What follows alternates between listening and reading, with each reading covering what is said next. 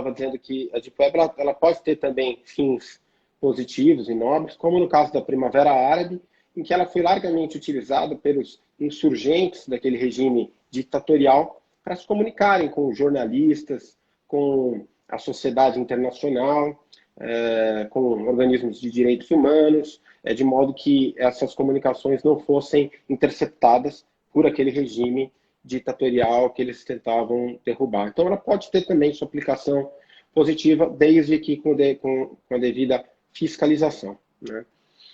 E aí o próximo termo, passando, temos alguns a tratar ainda, seria o cyberterrorismo, né? O cyberterrorismo, ele nada mais é do que o terrorismo praticado por meios eletrônicos. Ele seria uma espécie do gênero terrorismo.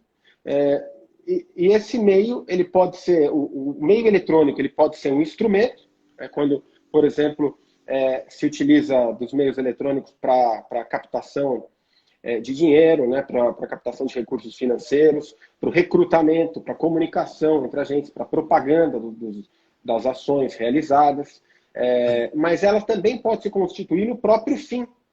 E aí o caso clássico que nós temos como exemplo é o atentado ao grupo TV5 na França, que é um grupo que controla lá a distribuição de 11 canais, que ele foi interrompido devido a um ataque terrorista, ou seja, um serviço de importância estratégica no país, que é a comunicação televisiva, foi interrompida por um ataque que foi um ataque terrorista, causando danos à sociedade, à educação, à economia do país. Mas então, primeiro a gente tem que definir, para falar do cyberterrorismo, acho importante a gente fazer uma breve explanação do que é o terrorismo, né? O terrorismo surgiu, a preocupação com o terrorismo ela surgiu inicialmente na Europa, já desde os anos 70, no fim ali, meados do século XX, porque lá já ocorriam alguns ataques terroristas, desde dos ataques do IRA, do Grupo de Libertação da Irlanda, enfim, dentre outros ataques. Isso fez surgir na Europa uma preocupação já inicial com relação ao terrorismo, de modo que em 27 de janeiro de 1977 foi realizada a Convenção Europeia para Repressão do Terrorismo, que é o primeiro diploma legal que nós temos, primeiro diploma mundial que trata sobre o assunto terrorismo, né? Nos Estados Unidos da América, o tema ganhou, apesar de alguns ataques terroristas já ocorrerem, que já vinham ocorrendo anteriormente, ele ganhou relevância e destaque, sem dúvida alguma, após os ataques de 11 de setembro, né? Especialmente o mais emblemático, o ataque às Torres Gêmeas. Isso fez surgir nos Estados Unidos toda uma preocupação e a construção, inclusive, de uma legislação com alargamento e uma maior tolerância até dos direitos individuais, dos direitos e garantias individuais, que hoje são até questionados. E o grande exemplo disso é o The USA Patriotic Act, né, que é um documento que estabelece ações contra o terrorismo e permite a tolerância, a relativização de diversos direitos fundamentais quando necessários para o combate ao terrorismo. No Brasil, apesar do combate ao terrorismo estar esculpido em nossa Constituição Federal, no artigo 4º, inciso 8º, apenas em 2016 que nós tivemos a tipificação do crime de terrorismo com a edição da Lei 13.260.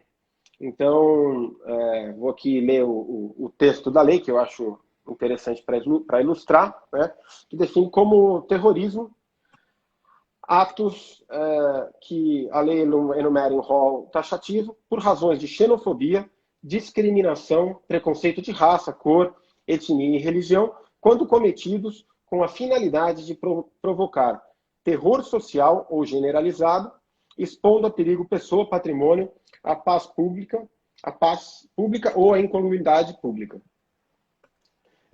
Então veja que já em 2016, tardiamente, o legislador brasileiro acabou tipificando o crime de terrorismo, né? E ele coincide justamente no mesmo ano, em 2016, nós tivemos aqui no Brasil, o ano da nossa Olimpíada, e ocorreu uma operação da Polícia Federal, onde foi realizada a prisão de, salvo engano, 12 pessoas com indícios de ligação a organizações terroristas, especificamente o Estado Islâmico, né, que, em tese, foram interceptadas até algumas comunicações nas quais eles planejavam algum ataque terrorista durante as Olimpíadas. Então, é importante a gente ter essa percepção de que, apesar de que o terrorismo, às vezes, ele é sentido por nós, e nós temos essa ideia de que ele é algo que está distante aqui do Brasil, da nossa sociedade, mas nós temos já identificadas algumas células terroristas aqui em território nacional, e, sem dúvida alguma, é um assunto também que nós temos que ficar atentos, as autoridades públicas e governamentais precisam ficar atentas para o enfrentamento desse tema. E o cyberterrorismo, ele encontra um campo especialmente fértil para o terrorismo, justamente por esses elementos, como a facilidade do anonimato, uma maior garantia de impunidade, e a potencialidade do dano causada pela internet. Então, esses são os elementos que contribuem para que o cyberterrorismo ele ganhe cada vez mais espaço dentro das organizações terroristas e passe a ser um dos instrumentos mais utilizados por essas organizações. Professor Igor Jorge, eu gostaria de complementar. A Operação Hashtag, essa que foi indicada em 2016, inicialmente foram presas 8 pessoas, e depois teve outras fases, essa operação chegou a 16 pessoas. 16 pessoas. 16 pessoas que tinham relação com essa organização jihadista. Então, isso é, sim, um problema muito grave, principalmente na região da Tríplice Fronteira. Existem, sim, diversas pessoas vinculadas a movimentos extremistas religiosos, e a internet, como bem afirmado por você, é um terreno muito propício, infelizmente, tanto para agregar mais seguidores, agregar mais pessoas para fazer parte dessas células, como também para pessoas que pratiquem crimes por esses recursos. Antigamente, quando se falava em utilização de internet, por exemplo, por organização terrorista, o que era comum era se pensar apenas na seguinte situação: era se pensar apenas naquele caso que o cybercriminoso, o cyberativista, ele praticava o chamado defacement, ou também chamado de pichação virtual de um determinado site. Então, eles tinham inimigos e eles adulteravam aquele site. Acontece que hoje isso já é um pouco diferente, essa realidade, porque eles utilizam, sim, a internet tanto para agregar mais pessoas para determinada célula, também eles usam a internet para obter fundos, seja pessoas que querem pagar, seja para fazer fraudes eletrônicas, e dessa forma, esses criminosos, eles acabam ampliando as suas ações. Então isso realmente é muito grave, é um problema que temos que nos preocupar. A Operação Hashtag que ocorreu um pouco antes das Olimpíadas, impediu que algo mais grave ocorresse. Felizmente houve uma resposta muito adequada por parte da Polícia Federal, com o auxílio da Agência Brasileira de Inteligência. Então, perfeito. Mas essa é uma preocupação. Sim, pode falar. Por favor, desculpa. Você não, que ia isso. finalizar o raciocínio. Perfeito, pode falar. Eu ia dizer que eu acho que existe também um outro elemento que favorece também, especialmente o recrutamento de novos soldados para essas organizações, que é baseado, na minha concepção, que é baseado numa teoria sociológica da criminalidade, que é a teoria da subcultura delinquente, né? Que essa teoria, aliada também à própria teoria da anomia. A teoria da subcultura delinquente, ela prega que indivíduos, eles tendem a se organizar em guetos, né? Especialmente indivíduos que não são normalmente aceitos nos padrões sociais, que não têm visibilidade ou que encontram alguma frustração diante dos padrões sociais impostos. Eles encontram, às vezes, em determinados guetos, regras próprias que seguem padrões éticos e morais próprios também. Eles encontram ali uma visibilidade, até às vezes uma admiração que eles não têm dentro da sociedade, e isso propicia o engajamento deles nessas organizações e nessas atividades terroristas, onde eles vão ser, muitas vezes, até cultuados e admirados, tendo essa admiração que eles não têm na sociedade. Realmente. Perfeito. Muito bom mesmo. Então, podemos passar para o próximo tópico, que é o de pedofilia e pornografia infanto-juvenil, né? Um tema que, sem dúvida nenhuma, é até difícil para mim, quando eu me debruço e procuro pesquisar, estudar mais, porque realmente repugnante. Eu acho que mexe com todo mundo. Eu acho que mesmo nós policiais, né, quando nós nos deparamos com um caso de pedofilia, a gente não consegue engolir, né? Por mais que estejamos às vezes acostumados a lidar com a criminalidade, mas pedofilia, pornografia infantil, tudo que envolve criança é algo que nos atinge profundamente. Então, é um tema da mais alta relevância que precisa ser atacado e combatido com urgência e que, infelizmente, também encontra terreno muito fértil para sua proliferação no campo virtual, né? Também pelo anonimato, pela vantagem do anonimato, pela possibilidade de comunicação com pessoas que partilham desse mesmo hábito ou doença. Ali existe também uma divergência, se seria uma doença, se seria uma prática incomum, enfim. E eles encontram terreno fértil para poder exercer essa prática que é abjeta, seja como for. Realmente, um ponto interessante é que muitos deles acham que vão ficar anônimos, né? Eles acham que praticando isso por peer-to-peer ou qualquer outro mecanismo que vai permitir a troca desse conteúdo de abuso infantil, que eles vão ficar anônimos, e isso é um erro, né? Isso é um equívoco. As chamadas operações, as várias fases das operações conhecidas como operações Peter Pan, demonstram bem como que esse tipo de crime tem sido muito bem investigado pelas polícias judiciárias aqui no Brasil e no mundo todo. Por ser um crime repugnante, um crime abjeto, é muito importante também uma pronta resposta por parte dos órgãos que realizam a investigação criminal. Eu queria aproveitar, inclusive, nós já citamos, né, o nome dele, mas eu vi que ele está online também, o professor Paulo Sumariva.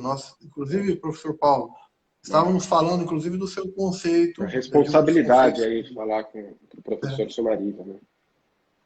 Verdade, realmente. O nosso professor, grande amigo, professor, apresentamos aulas juntos, nós três, né? Eu, o professor Gustavo e o Paulo Sumariva na Academia de Polícia, mas ele é um professor de todos nós, e eu comentei sobre o seu livro de criminologia e também o seu conceito relacionado com a cifra negra, com as cifras negras, e a perspectiva disso relacionado com os crimes praticados com recursos tecnológicos. E também a doutora Karina, que é uma delegada de polícia que já foi aqui de Santa Fé do Sul, agora está em São Paulo. Um abraço aí. Doutora Karina Santanielli, né, grande colega. amiga nossa, mandou um abraço para a gente. Grande abraço. E outros amigos que estou recebendo aqui, doutora Karina, doutora Adma, doutora Karina, doutora Sônia, Andriele, Carol, Dayana, Matheus, Thaís, Silvia, Arleide, enfim. Muito a gente bom. fica muito feliz com a participação de todo mundo. Com certeza. Muito legal. Então, só para falar um pouco do aspecto jurídico da pedofilia, também é importante deixar claro que não existe a tipificação de um crime de pedofilia, né? A pedofilia, no campo científico, ela é catalogada como uma espécie de transtorno parafílico, que se caracteriza pelo interesse sexual intenso e persistente que não voltado para com parceiros humanos que consentem e apresentem fenótipo normal e maturidade física. E ela é catalogada na classificação de transtornos mentais de comportamentos, que é o CID-10, né, que é um documento científico oficial que traz todos esses transtornos. E do ponto de vista jurídico, ela é traduzida na forma da prática de diversos tipos penais que podem consistir no que vulgarmente, popularmente, a gente chama de pedofilia, né? Ela também, esses tipos penais, eles vieram a ser inclusos na legislação brasileira por meio da Lei 8.069 de 90, que é o Estatuto da Criança e do Adolescente, e elas são trazidas no artigo 241 caput até o 241d, que tem lá, havendo a exposição de material pornográfico infanto-juvenil, divulgação de pornografia infanto-juvenil, asseguramento de meios ou serviços para divulgação. Então, o provedor que permite que esses materiais sejam trocados ou divulgados por meio da sua plataforma, ele pode também ser responsabilizado. A aquisição, a posse, simplesmente se constatar, for lá apreendido o computador de determinada pessoa e for constatado ali uma imagem que tenha que represente a pornografia infantil, o proprietário daquela máquina pode ser responsabilizado também. A simulação de pornografia infanto-juvenil, né? Então vejam, a simulação ainda que com pessoas maiores de idade, mas que representem pessoas, que representem crianças praticando atos sexuais ou libidinosos, também pode ser tipificado como crime. E o aliciamento, assédio, instigação ou constrangimento para a prática de ato libidinoso com a criança. Então nós vemos aí, novamente, todo um leque de condutas que podem e possuem campo fértil para serem praticadas por meio virtual, seja por conta do anonimato, seja por conta da facilidade de recrutamento, desse aliciamento, por exemplo, ou seja também por meio da facilidade de fornecimento desse material àqueles que se interessam, e aí também trazendo um fundo de interesse patrimonial e comercial nessa atividade. Realmente.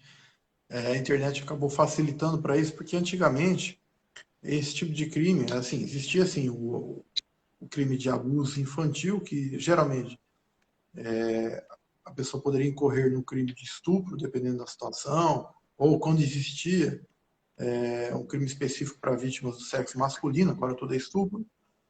Enfim, hoje a internet ela facilita bastante, algumas vezes, a prática desses crimes, sendo que, por outro lado, existe uma resposta muito efetiva contra esse tipo de delito. Antigamente, a pessoa, quando divulgava um conteúdo dessa natureza, ele tinha que ter uma foto física, né? Ou uma revista com esse tipo de conteúdo, e aí ele era preso portando fisicamente isso aí. Hoje já não, né? Hoje existe uma investigação, porque esse conteúdo foi divulgado, ou ele está em algum banco de dados, ou ele está na nuvem desse alvo, ou ele está armazenado em algum dispositivo utilizado por ele, e existe todo um procedimento para ter acesso a essas informações, né? Isso, infelizmente, tem sido muito comum. Eu tenho falado que eu já tive dezenas de casos dessa natureza. Uma das ferramentas, uma das possibilidades, se aquele conteúdo está em um dispositivo, é a extração dessas informações.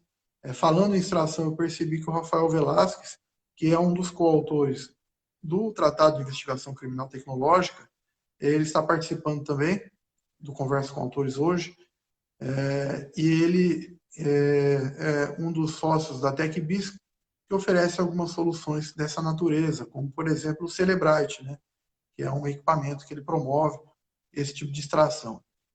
Então, realmente é muito interessante, porque, de verdade, esse tipo de crime ele não fica impune. As polícias têm feito muito bem o seu papel nesse tipo de enfrentamento, e isso tem que ser feito. Eu tive a oportunidade de ser um dos coautores de um livro sobre abuso infantil e pedofilia, chamado A Visão do Delegado de Polícia.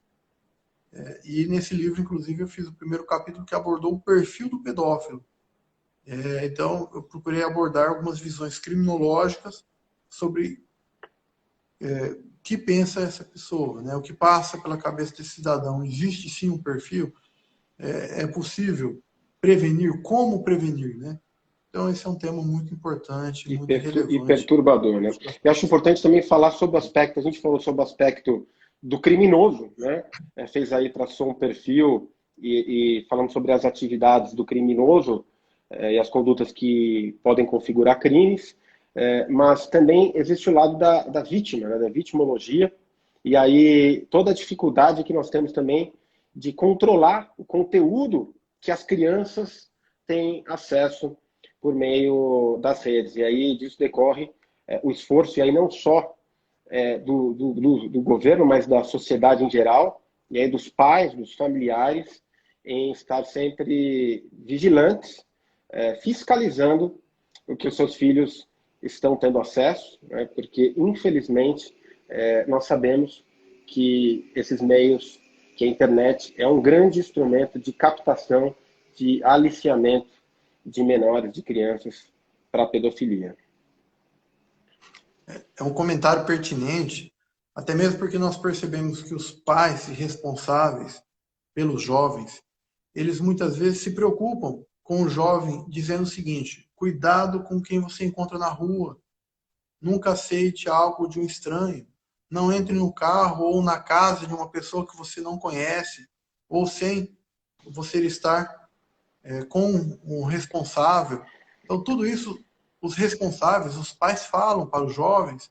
O problema é que muitas vezes se esquecem de falar o seguinte, se esquecem de falar para tomar cuidado com quem se comunicam, para tomar cuidado com os amigos das redes sociais, porque aquela menina, aquele menino que tem aquela foto pode não ser necessariamente essa Perfeito. pessoa. Durante a investigação, eu posso te falar dezenas de casos que tivemos que, após a materialização daquele crime, a partir do momento que ocorre o afastamento do sigilo, né, então, depois que foi feito o boletim de ocorrência, depois que se materializou a prática delitiva, foi possível identificar o autor do crime. E, geralmente, o autor é um adulto. Muitas vezes também não é um homem, é uma mulher, ou a pessoa acha que é uma mulher, é um homem. Eu nunca, ou seja, nunca não, mas muitas vezes não é quem a pessoa acha que é, né? Então está usando fotos falsas, qualquer outra informação que não seja verdadeira. Eu percebi que o nosso grande amigo Isso. Francisco Sanini, O né? Francisco Nosso Sanini, professor, o nosso colega também, Cristiano Lanfred, grande colega, grande amigo. Cristiano, né? Cristiano, O legal. nosso querido Rafael Velasquez, também coautor do livro, entrou mais cedo também, mandou um abraço, não sei se está ainda Legal. aí. Então temos uma audiência Tá aí. qualificada aí, estudantes de direito. O pessoal estava perguntando ali, professor, se diante da ocorrência de um crime de pedofilia se deve comunicar a delegacia normal, sem dúvida alguma. Se tiverem conhecimento, lembrando até da dificuldade que nós temos muitas vezes de ter conhecimento, porque às vezes a criança, essa é uma dificuldade muito grande, ela tem vergonha de falar ou tem receio de contar, né? Então esse é outro fato que os pais precisam ficar sempre alertas e vigilantes, mas tendo qualquer conhecimento ou suspeita, procurar uma delegacia, qualquer delegacia está apta a registrar e investigar o crime, mas nós temos também uma delegacia especializada no DHPP, no Departamento de Homicídio e Proteção à Pessoa, que é especializada na investigação desse tipo de crime que tanto perturba a nossa sociedade. Perfeito. É isso mesmo. E qualquer delegacia de polícia pode ter certeza que você vai ter condições, aquele crime vai ser investigado. Principalmente, vamos pensar pelo interior, a pessoa tem uma dificuldade para se deslocar, muitas vezes até uma delegacia especializada na capital. Mas saiba que em qualquer delegacia que o cidadão informar o fato, que ele registrar um boletim de ocorrência, esse boletim de ocorrência ele passará por um profissional da segurança pública, preparado para isso, e vai para um delegado de polícia que tem condições de direcionar esforços para elucidar o crime, para descobrir quem é o autor de um perfil falso, quem é o autor de qualquer outra conduta nociva praticada por meios tecnológicos. E como bem explicado pelo Dr. Gustavo, temos uma delegacia especializada, que é uma delegacia referência no Brasil todo, que é a delegacia especializada do DEIC. Inclusive, não sei se a doutora Margarete trabalhou bastante tempo nessa delegacia. Salvo engano, o doutor Alfredo que se encontrou de lá. Doutor Alfredo. Ah, doutor Alfredo?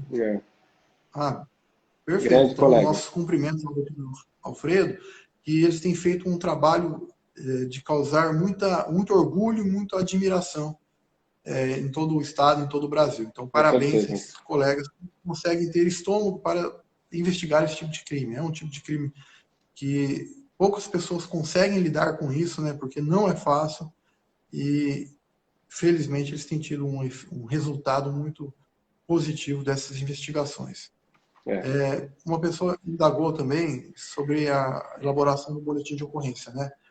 Quando é feito o boletim de ocorrência, qual que é o próximo caminho, né? Geralmente, o delegado de polícia, ele elabora uma ordem de serviço para que isso seja direcionado para um setor de investigação. A partir dessa investigação, se for necessário, já a instauração de um inquérito policial, para que muitas vezes seja realizado o afastamento do sigilo do investigado e a elucidação dos crimes. Eu percebi que a doutora Mariana é delegada aqui em Santa Fé do Sul, delegada da DDM aqui de Santa Fé do Sul. Abraço aí para a colega. E, ultimamente, receba nossos cumprimentos, doutora. E, ultimamente, eu tenho recebido sempre uma resposta, um feedback muito legal, muito positivo pelo trabalho desenvolvido por ela aqui na delegacia, aqui no município, principalmente ocorrências dessa natureza. Inclusive, autores de crimes praticados por intermédio de redes sociais sendo sempre devidamente identificados. Portal Nacional Delegados, aí presente, um abraço aí, Portal Nacional de Delegados nos prestigiando. O Eduardo aí também mandou. O próximo participante, né, daqui a alguns minutos, quando terminar esse bate-papo, quando terminar esse episódio do Conversa com Autores, vai se iniciar o próximo episódio de hoje, que o entrevistado, né, será o Marcos Monteiro, que ele é CEO do Portal Nacional dos Delegados. Então, hoje é um dia muito feliz para nós, tanto por recebermos o Dr. Gustavo, quanto o Dr. Marcos Monteiro. Muito bom mesmo.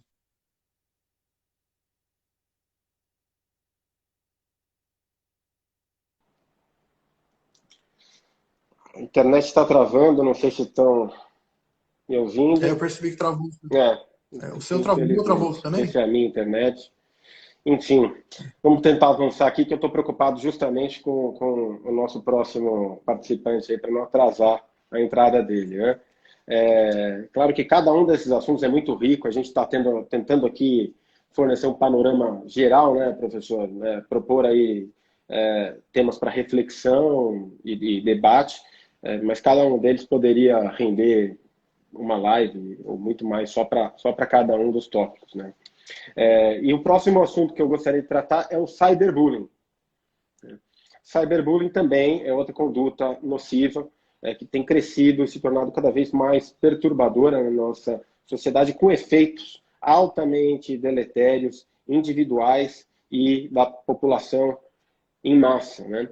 O cyberbullying, ele é uma espécie também, assim como o cyberterrorismo, ele é uma espécie do gênero bullying.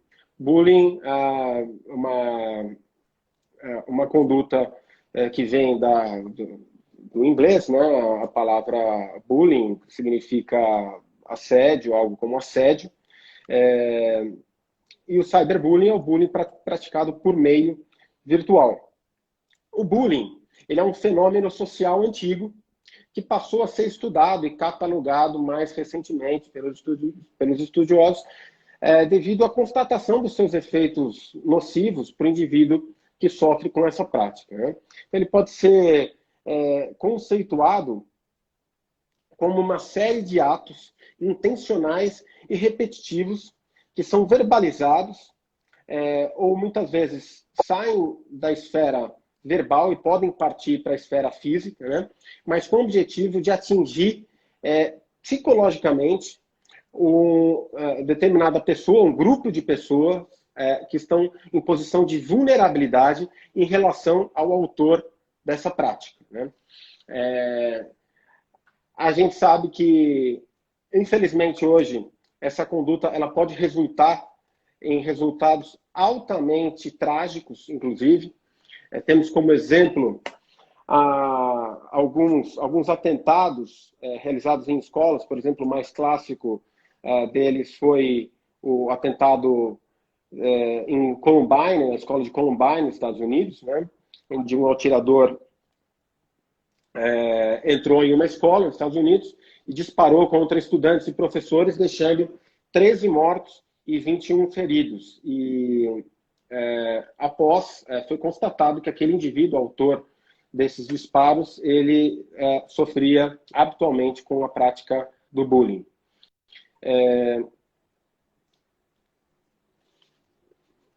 Nós temos aqui também, acho importante esclarecer que o bullying nem sempre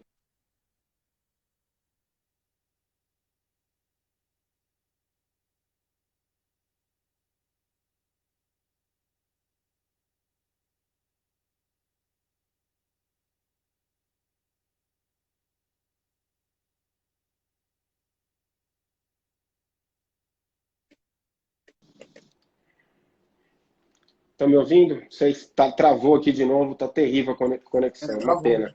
Peço desculpas. Travou. Mas a conduta do bullying, nós não temos a tipificação penal no direito pátrio, no direito penal brasileiro, nós não temos a tipificação penal do bullying. Nós temos que condutas que podem ser classificadas como bullying e que podem configurar, por exemplo, crimes contra a honra, como crimes de calúnia, difamação, injúria, ou, a depender também, podem caracterizar o próprio crime de racismo, né? No caso do pano de fundo do bullying, do mote utilizado para efeito de bullying, ser conceitos relacionados à raça, o que, infelizmente, também acaba sendo bastante comum, né?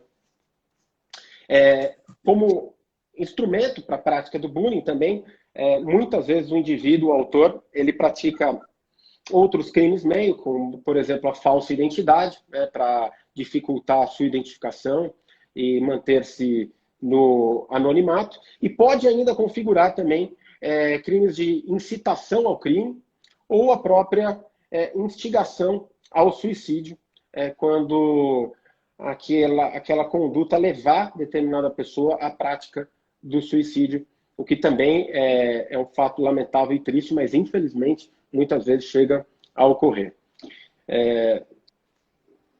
Professor, gostaria das suas considerações aí sobre o tema. Não, eu tenho uma preocupação muito grande com isso, inclusive já desenvolvemos um trabalho há alguns anos em diversas escolas aqui no Noroeste Paulista, relacionado à prevenção de bullying, cyberbullying. O que acontece? Isso é um problema principalmente nas escolas. O jovem, ele muitas vezes ele não tem consciência dos efeitos danosos desse tipo de conduta. Isso pode gerar problemas muito sérios, muito graves, para aquele que recebe esse tipo de ofensa reiterada, né?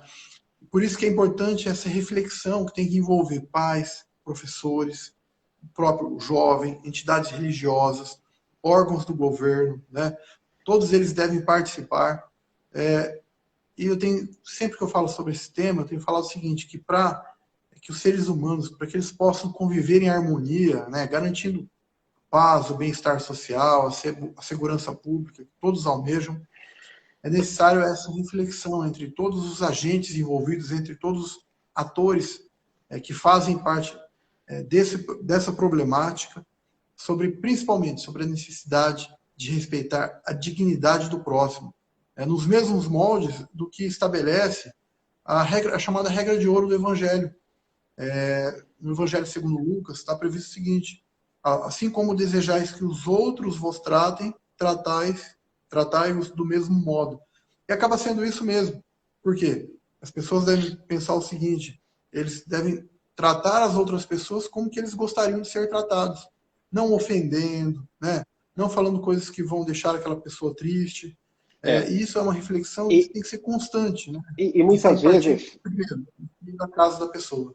E é engraçado, né, professor? Muitas vezes também a gente ouve pessoas falarem, às vezes até de maneira sem maldade, mas falar, você gosta de bullying, isso daí na minha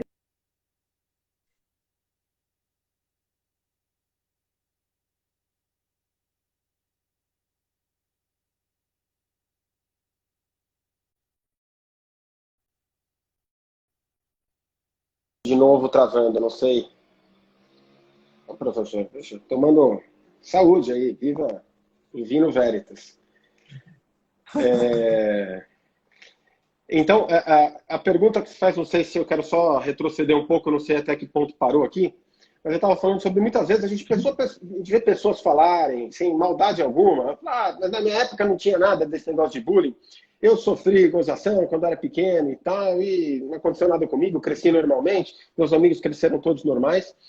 Então, acho importante, primeiro assim, a gente tem que dividir uma simples gozação, aquela ironia, aquela gozação sadia, brincadeira entre amigos, do bullying, que muitas vezes ultrapassem muito essa questão da simples brincadeira e pode sim deixar consequências lesivas permanentes no futuro daquela criança, né? Daquela pessoa que está formando a sua personalidade.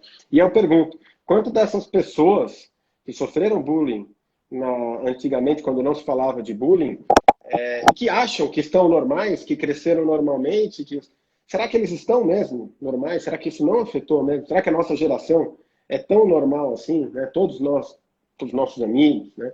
Então, eu acho que fica essa reflexão também sobre a importância de se encarar com seriedade essa prática que pode levar a consequências danosas, irreversíveis para o futuro de uma pessoa, né? E no campo da internet, no campo da informática, claro que isso pode ser potencializado, e por isso encontra campo fértil, porque uma simples imagem, por exemplo, né, que antigamente poderia se colocar, afixar na lousa da sala, hoje isso pode ser uma foto com a utilização da imagem de uma maneira jocosa em relação a certa pessoa, pode ser jogado na internet e atingir aí um sem número de pessoas e sem dúvida, ofender e atacar o íntimo, a honra, a intimidade da vítima de uma maneira muito mais contundente, né?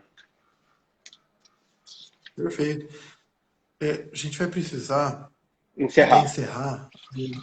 Porque como já temos, né, também um outro participante, Com até certeza. coloquei aqui, e até convidar os participantes que agora o delegado Marcos Monteiro, que é CEO do Portal Nacional dos Delegados de Polícia, ele vai participar agora do próximo episódio, que já vai iniciar dentro de alguns minutos. Na verdade, encerrando esse episódio, já vamos começar com o delegado Marcos Monteiro.